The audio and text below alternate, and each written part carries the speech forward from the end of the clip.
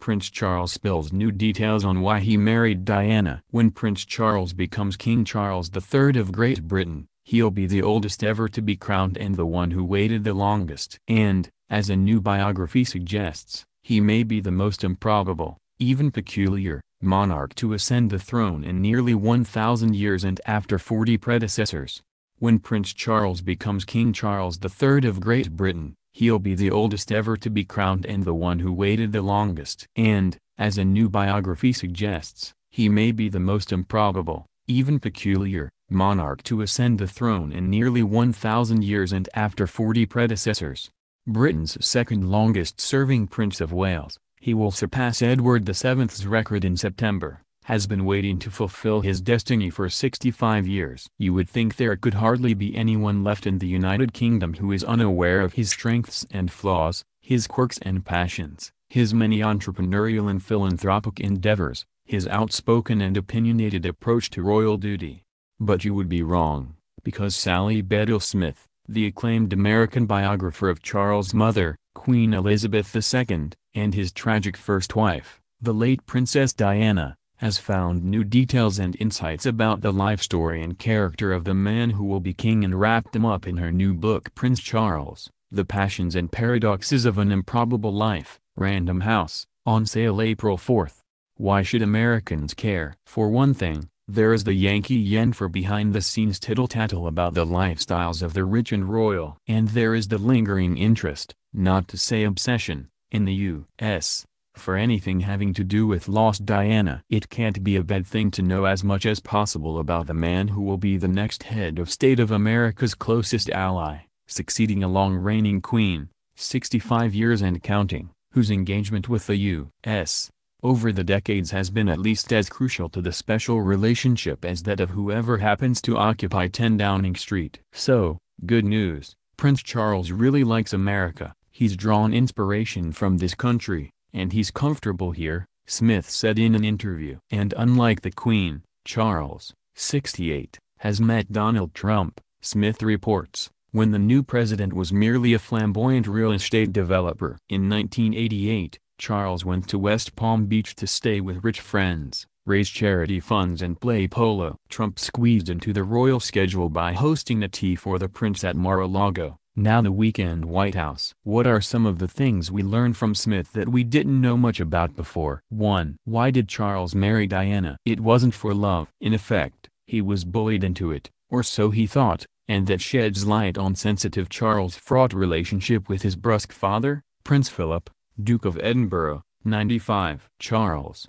then 32, and Lady Diana Spencer, a besotted 19, had only a few dates by 1981, but the media pack was stalking her, convinced she was the one.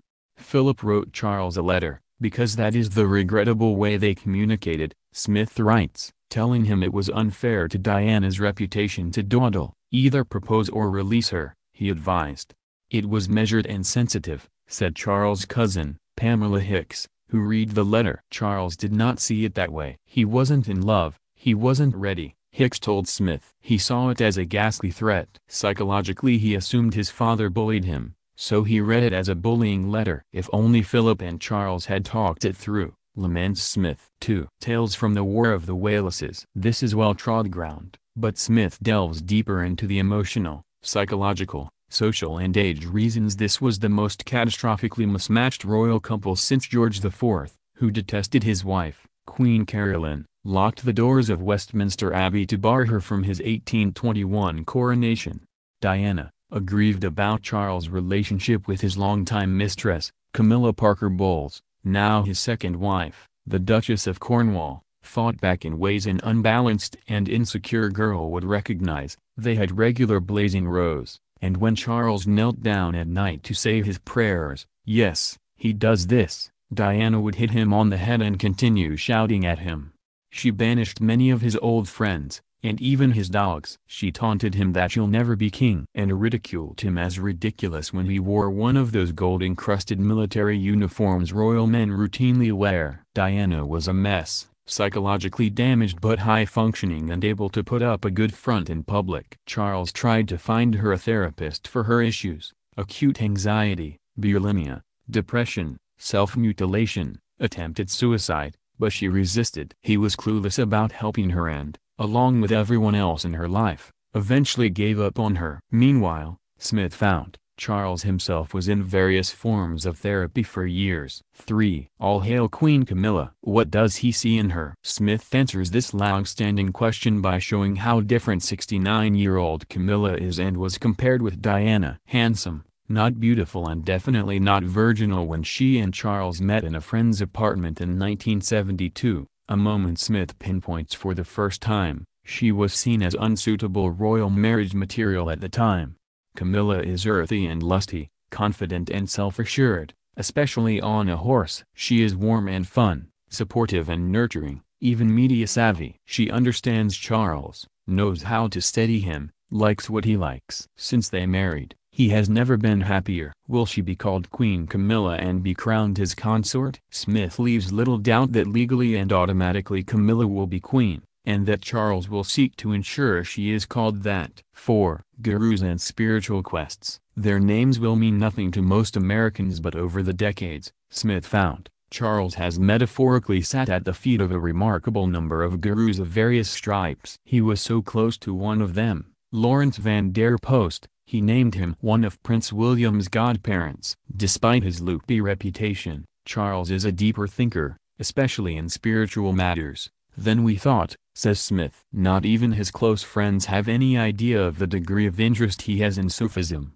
mystic Islam, for example. 5. How does he like his eggs? Cooked for 3 minutes, full stop. His chef, who often accompanied him on weekend visits to friends' homes, customarily boiled several batches and tossed those that didn't fit his precise instructions. His typical breakfast, a handful of his specially mixed wheat German cereal grains, with honey and preserves on a silver tray, a few pieces of fruit, and tea. He never eats lunch. A typical dinner consists of salad with a soft-boiled egg and a dry martini. If invited to dinner, his security team carried the martini in a special case. 6. A man of contradictions. He is by turns charming and witty, petulant and stubborn. His office is wildly disorganized and his thinking often is, too, but his various charities and businesses, such as his line of organic products, have been highly successful. His friendships include women of the age of his beloved grandmother, the late Queen Mother, plus a long list of celebrities, the late Joan Rivers, Emma Thompson, Phil Collins, Joanna Lumley, Rowan Atkinson, Stephen Fry, to name a few. His personal enthusiasms include classical music and architecture, painting and art museums, polo and hunting, and especially, gardens and gardening. He is stiff, eccentric and set in his royal ways, always dressed in a double-breasted suit, no pocket flaps, handkerchief billowing from breast pocket, flower in buttonhole, and Turnbull and Asser shirts with French cuffs. Unlike his mother, a woman who never breaks royal rules nor reveals her thoughts, Charles is forever doing both. Will he be an activist philosopher king blurting out opinions he shouldn't and firing off memos to government officials? Never mind the plot line of the popular stage play, King Charles III. Charles has been schooled in British constitutional tradition from an early age, writes Smith. After years of doing what he pleased as an individual with the royal family, he would be transformed into a national institution, obliged to do as he was told. If he wants to pass on a stable monarchy to his son and grandson, Prince William and Prince George, he will have no choice.